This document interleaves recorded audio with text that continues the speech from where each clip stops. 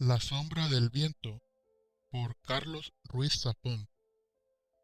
El cementerio de los libros olvidados. Todavía recuerdo aquel amanecer en que mi padre me llevó por primera vez a visitar el cementerio de los libros olvidados. Desgranaban los primeros días del verano de 1945 y caminábamos por las calles de una Barcelona atrapada bajo cielos de ceniza y un sol de vapor que se derramaba sobre la rambla de Santa Mónica en una guirnalda de cobre líquido. Daniel, lo que vas a ver hoy no se lo puedes contar a nadie, Advirtió mi padre. ni a tu amigo Tomás, a nadie. ¿Ni siquiera a mamá? Inquirí yo, a media voz.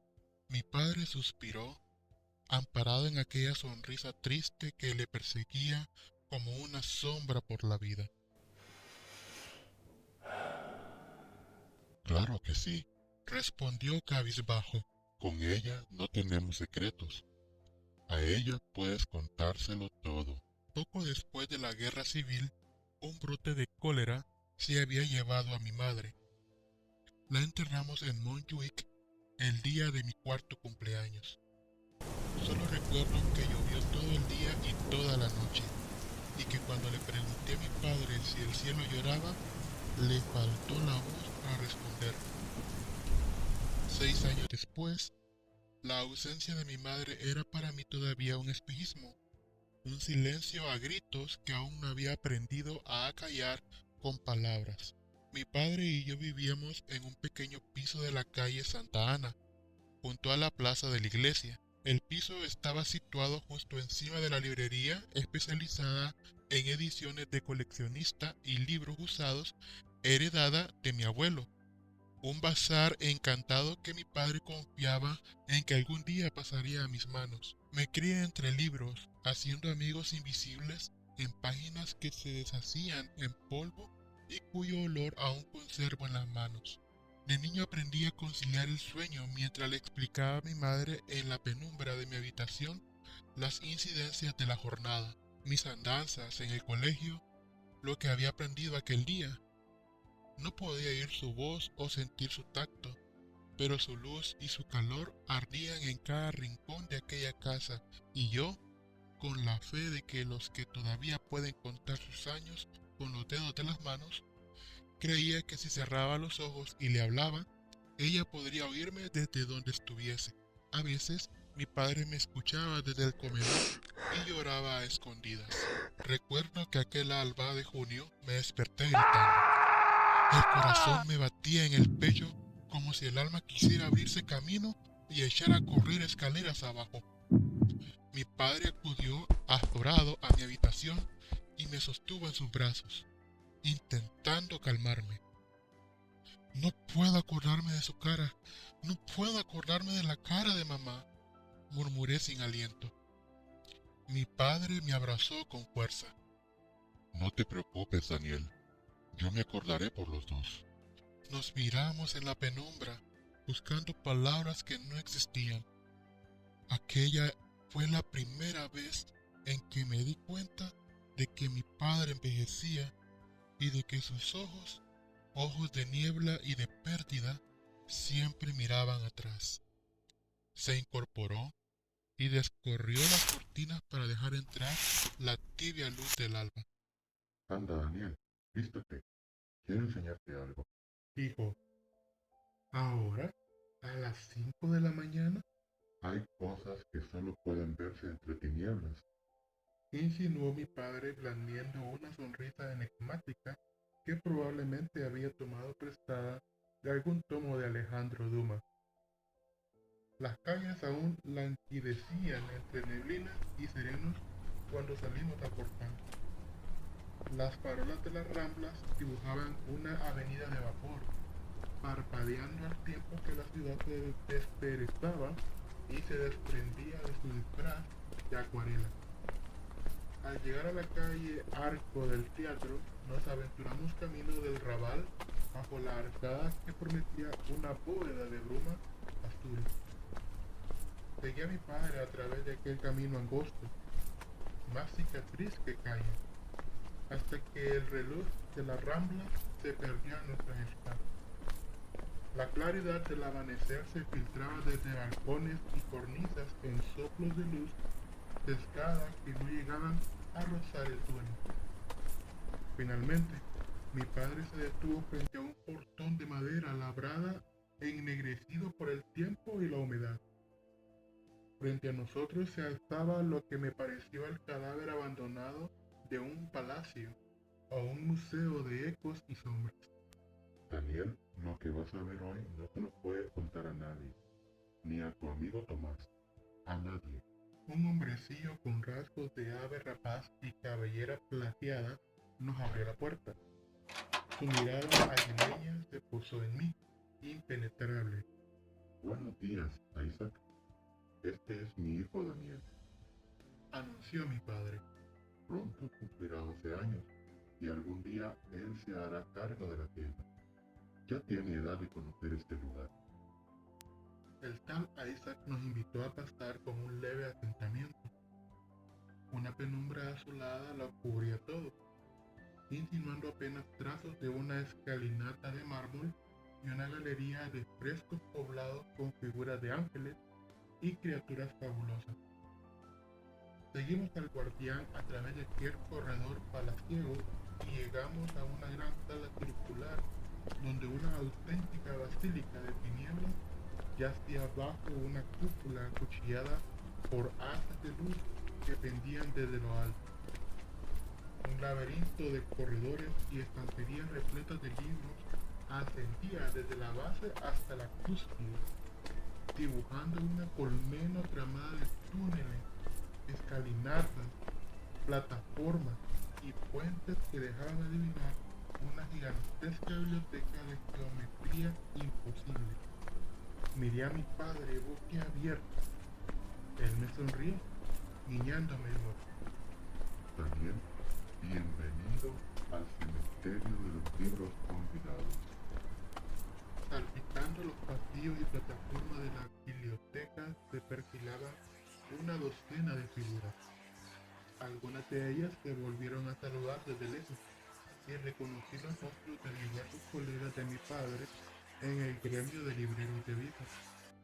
A mis ojos de 10 años, aquellos individuos aparecían como una cofradía secreta de alquimistas conspirando a espaldas del mundo. Mi padre se arrodilló junto a mí y, sosteniéndome la mirada, me habló con esa voz leve de las promesas y las confidencias. Este lugar es un misterio, Daniel, un santuario. Cada libro, cada tomo que ves, tiene alma. El alma de quien lo escribió y el alma de quienes lo leyeron y vivieron y soñaron con él. Cada vez que un libro cambia de mano, cada vez que alguien desliza la mirada por sus páginas, su espíritu crece y se hace fuerte. Hace ya muchos años, cuando mi padre me trajo por primera vez aquí, este lugar ya era viejo, quizá tan viejo como la misma ciudad. Nadie sabe a ciencia cierta desde cuándo existe o quiénes lo crearon. Te diré lo que mi padre me dijo a mí. Cuando una biblioteca desaparece, cuando una librería cierra sus puertas, cuando un libro se pierde en el olvido, los que conocemos este lugar, los guardianes, nos aseguramos de que llegue aquí.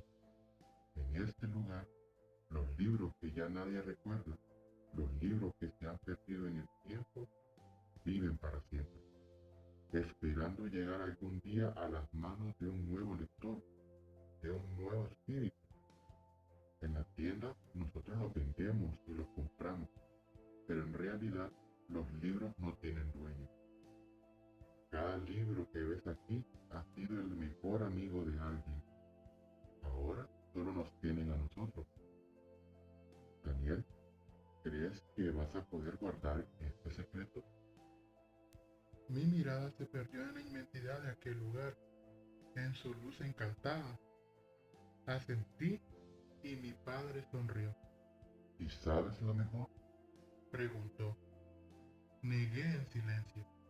La costumbre es que la primera vez que alguien visita este lugar, tiene que escoger un libro, el que prefiera, y adoptarlo, asegurándose de que nunca desaparezca. de que siempre permanezca vivo. Es una promesa muy importante, de por vida, explicó mi padre. hoy es tu turno. Por espacio de casi media hora deambulé entre los entresijos de aquel laberinto que olía a papel viejo, a polvo y a magia. Dejé que mi mano rozase las avenidas de lomos expuestos, tentando mi elección. Atisbé, entre los títulos dibujados por el tiempo, palabras en lenguas que reconocía y decenas de otras que era incapaz de catalogar. Recorrí pasillos y galerías en espiral pobladas por cientos, miles de tomos que parecían saber más acerca de mí que yo de ellos. Al poco me asaltó la idea de que tras la cubierta de cada uno de aquellos libros se abría un universo infinito por explorar y de que, más allá de aquellos muros, el mundo dejaba pasar la vida en tardes de fútbol y seriales de radio, satisfecho con ver hasta allí donde alcanza su ombligo y poco más. Quizá fue aquel pensamiento, quizá el azar o su pariente de gala, el destino, pero en aquel mismo instante supe que ya había elegido el libro que iba a adoptar. O quizá debiera decir el libro que me iba a adoptar a mí. Se asomaba tímidamente en el extremo de una estantería, encuadernado en piel de color vino y susurrando su título en letras doradas que ardían a la luz que destilaba la cúpula desde lo alto. Me acerqué hasta él y acaricié las palabras con la yema de los dedos, leyendo en silencio: La sombra del viento, Julián Cará. Jamás había oído mencionar aquel título o a su autor, pero no me importó. La decisión estaba tomada, por ambas partes. Tomé el libro con sumo cuidado y lo hojeé, dejando al espiar sus páginas. Liberado de su celda en el estante, el libro exhaló una nube de polvo dorado. Satisfecho con mi elección, rehice mis pasos en el laberinto portando mi libro bajo el brazo con una sonrisa impresa en los labios. Tal vez la atmósfera hechicera de aquel lugar había podido conmigo, pero tuve la seguridad de que aquel libro había estado allí esperándome durante años, probablemente desde antes que yo naciese. Aquella tarde, de vuelta en el piso de la calle Santa Ana, me refugié en mi habitación y decidí leer las primeras líneas de mi nuevo amigo. Antes de darme cuenta, me había caído dentro sin remedio. La novela relataba la historia de un hombre en busca de su verdadero padre, al que nunca había llegado a conocer y cuya existencia solo descubría a merced a las últimas palabras que pronunciaba su madre en su lecho de muerte. La historia de aquella búsqueda se transformaba en una odisea fantasmagórica, en la que el protagonista luchaba por recuperar una infancia y una juventud perdidas, y en la que lentamente descubríamos la sombra de un amor maldito cuya memoria le habría de perseguir hasta el fin de sus días. A medida que avanzaba, la estructura del relato empezó a recordarme a una de esas muñecas rusas que contienen innumerables miniaturas de sí mismas en su interior. Paso a paso, la narración se descomponía en mil historias, como si el relato hubiese penetrado en una galería de espejos y su identidad se escindiera en docenas de reflejos diferentes y al tiempo uno solo. Los minutos y las horas se deslizaron como un espejismo. Horas más tarde, atrapado en el relato, apenas advertí las campanadas de medianoche en la catedral, repiqueteando a lo lejos.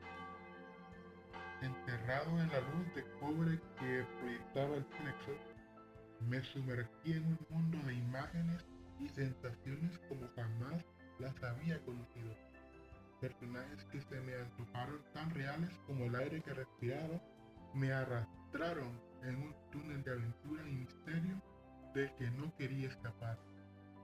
Página a página me dejé envolver por el sortilegio de la historia y su mundo hasta que el aliento del amanecer acarició mi ventana y mis ojos cansados se deslizaron por la última página. Me tendí en la penumbra azulada del alba con el libro sobre el pecho y escuché el rumor de la ciudad dormida goteando sobre los tejados salpicados de púrpura. El sueño y la fatiga llamaban a mi puerta, pero me resistí a rendirme. No quería perder el hechizo de la historia ni todavía decir adiós a sus personajes. En una ocasión oí comentar a un cliente habitual en la librería de mi padre que pocas cosas marcan tanto a un lector como el primer libro que realmente se abre camino hasta su corazón. Aquellas primeras imágenes, el eco de esas palabras que creemos haber dejado atrás, nos acompañan toda la vida y esculpen un palacio en nuestra memoria al que, tarde o temprano, no importa cuántos libros leamos, cuántos mundos descubramos, cuánto aprendamos o olvidemos, vamos a regresar. Para mí, esas páginas embrujadas siempre serán las que encontré entre los pasillos del cementerio de los libros olvidados.